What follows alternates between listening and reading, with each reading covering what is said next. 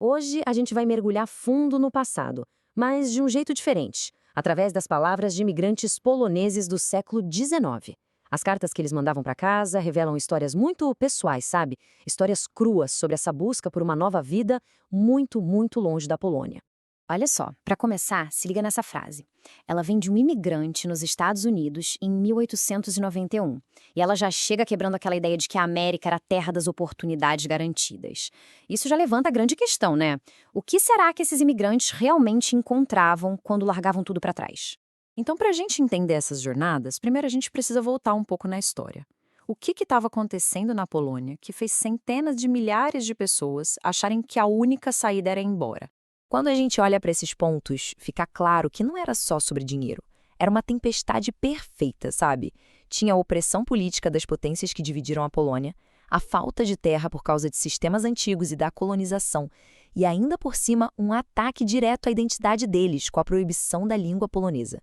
Era literalmente uma fuga pela sobrevivência, tanto econômica quanto cultural. E aqui que está o ponto-chave. Cruzar a fronteira, muitas vezes ilegalmente, arriscando tudo, não era só uma fuga. Era uma declaração. Era um ato de resistência contra as condições que se tornaram simplesmente insuportáveis na terra natal. Beleza, então para onde essa galera ia? Um dos principais destinos, olha que interessante, era o Brasil. Naquela época, o país era promovido como uma utopia agrícola. Imagina para camponeses que nunca tiveram terra própria, essa promessa era quase irresistível. Essa carta aqui, de 1891, mostra a esperança gigantesca que eles tinham. A promessa de ter a própria terra era um sonho muito poderoso. Eles esperavam uma vida melhor que a de um pan, que era um senhor de terras, num folwark, que era uma grande propriedade lá na Polônia. Para quem vinha de um sistema quase feudal, essa ideia era, uau, quase inacreditável. Só que a realidade para muitos era outra, e bem mais brutal. Essa outra carta mostra o contraste gritante. Para aqueles que não tinham experiência na lavoura, tipo operários, o sonho virava um pesadelo rapidinho. Fome, miséria. A terra prometida exigia habilidades que nem todo mundo tinha. E, gente, esse detalhe aqui é sensacional.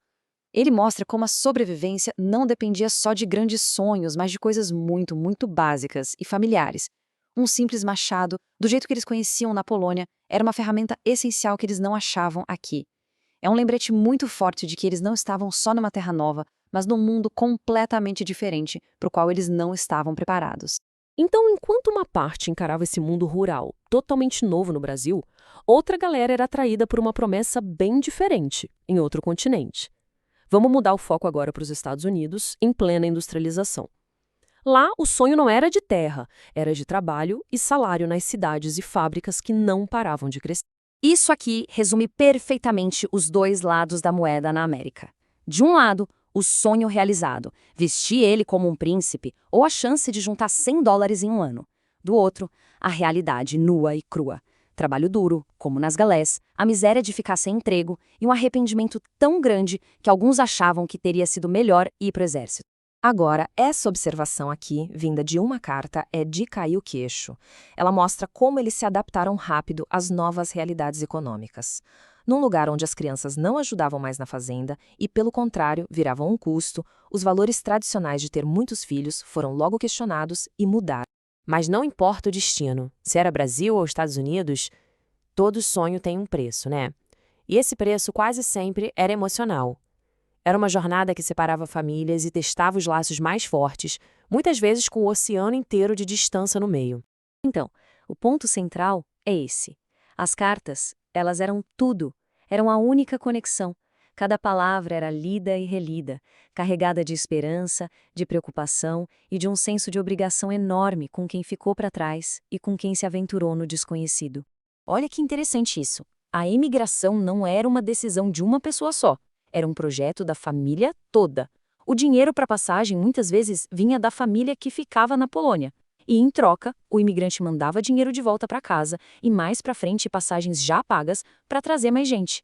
Era um investimento de todo mundo, com riscos e recompensas para todos.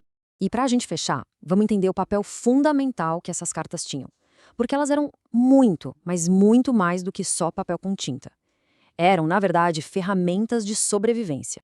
Pensa bem nessas 4 funções. As cartas eram verdadeiros canivetes suíços da comunicação.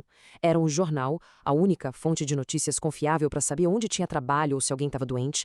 Eram o conselheiro, com dicas práticas tipo traga seu machado ou cuidado com aquele agente. Funcionavam como um banco, o único jeito de mandar o dinheiro que sustentava a família lá na Polônia. E, acima de tudo, elas eram a ponte, a cola emocional que mantinha a família unida através do oceano. Cada carta era uma linha de vida. As vozes que a gente ouviu aqui, nessas cartas, nos lembram de uma coisa. Por trás de todo o grande movimento da história, existem inúmeras histórias pessoais de esperança, de luta e de conexão.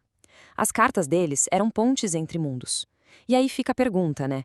Hoje, com tanta tecnologia, será que as pontes que a gente constrói são tão fortes quanto aquelas que eles mantinham só com papel e caneta?